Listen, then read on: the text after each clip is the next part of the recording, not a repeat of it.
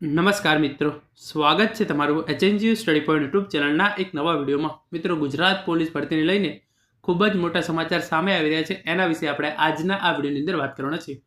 જે વિદ્યાર્થીઓ અને ઉમેદવારો પોલીસ ભરતીની તૈયારી કરતા હોય એમના માટે આ માહિતી છે એ ચોક્કસ ઉપયોગી થશે। તો હવે શરૂ કરીએ આજનો આ વિડીયો શરૂ કરતા પહેલાં તમામ ઉમેદવારો જે છે એ એચએનજીયુ સ્ટડી પોઈન્ટ યુટ્યુબ ચેનલને અત્યારે સબસ્ક્રાઈબ કરી લેજો, કારણ કે આ ચેનલ દ્વારા તમને પોલીસ ભરતીની તમામ માહિતી સૌપ્રથમ અને સચોટ રીતે પૂરી પાડવામાં આવે છે। તો તમે જોઈ શકો છો એ પ્રમાણે ગુજરાત પોલીસ ભરતી 2024-25 પોલીસ ભરતીને લઈને મોટા સમાચાર। પોલીસ કોન્સ્ટેબલ અને પીએસઆઈ 15 માર્ચ સુધીમાં પ્રક્રિયા પૂરી કરવામાં આવશે। હાઈકોર્ટમાં સરકારનો ખુલાસો। તો જે આ 12,472 જગ્યાઓ માટે જે છે એ ભરતી પ્રક્રિયા ચાલી રહી છે, એના અંતર્ગત હાઈકોર્ટની અંદર સરકાર દ્વારા સોગંદનામું રજૂ કરવામાં આવ્યું હતું અને જે ઇન્ફોર્મેશન આપવામાં આવી હતી એ આપણે આજના આ વિડીયોની અંદર જોઈશું। તો તમે અહીંયા એક ન્યૂઝપેપર કટિંગ છે એ જોઈ લો। એની અંદર શું લખ્યું છે? 11,000 પોસ્ટ માટે 10 લાખ ઉમેદવાર 15 માર્ચ સુધીમાં પ્રક્રિયા પૂરી થશે। તો જે આ 12,472 જગ્યાઓ છે એના માટે 10 લાખ કરતાં પણ વધારે ઉમેદવારો જે છે એમણે ફોર્મ ભરેલા છે અને આની પ્રક્રિયા છે એ 15 માર્ચ 2025 સુધીમાં પૂરી કરવામાં આવશે। પોલીસ બેડામાં છેલ્લા એક મહિનામાં 1,029 પ્રમોશનલ પોસ્ટની ભરતી થઈ છે, એટલે કે 1,029 ઉમેદવારો જે છે એ ઓલરેડી પોલીસ બનેલા હતા, તો એમનું પ્રમોશન છે એ છેલ્લા એક મહિનાની અંદર કરી દેવામાં આવી છે।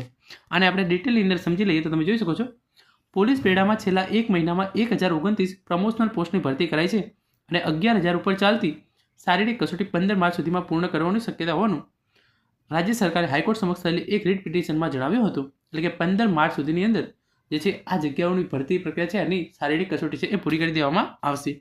દેશના ઘણા રાજ્યોમાં તોફાનો થતાં જાનમાલને નુકસાન થાય છે, ત્યારે પોલીસની ભૂમિકા અને સંખ્યાને લઈ હાઈકોર્ટમાં અગાઉ સુઓ મોટો પિટિશન દાખલ થઈ હતી।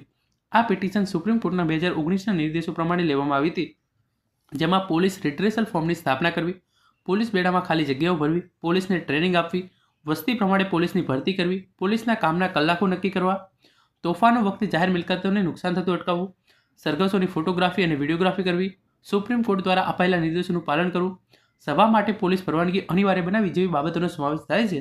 તો જે આ નવી પોલીસની ભરતી કરવામાં આવે છે એમને કયું કયું કામ કરવાનું હોય છે એની વિગતો જે છે એ અહીંયા આપવામાં આવેલી છે, તમે જોઈ શકો છો। આ મુદ્દે ગુજરાત હાઈકોર્ટના ચીફ જસ્ટિસ સુનીતા અગ્રવાલ અને જસ્ટિસ પ્રણવ ત્રિવેદીની બેન્ચ સમક્ષ સુનાવણી થઈ રહી છે, જેમાં આજે સરકારી વકીલે જણાવ્યું હતું કે પોલીસ વિભાગમાં છેલ્લા એક મહિનામાં 1,029 પોસ્ટ પ્રમોશનથી ભરવામાં આવી છે। ગુજરાત પોલીસ ભરતી બોર્ડ દ્વારા વર્તમાનમાં મોટી સંખ્યામાં ખુલ્લી ભરતી થઈ રહી છે, જેમાં 11,000 પોસ્ટ માટે 10 લાખથી પણ વધુ ઉમેદવારો જે છે એ શારીરિક કસોટી આપી રહ્યા છે।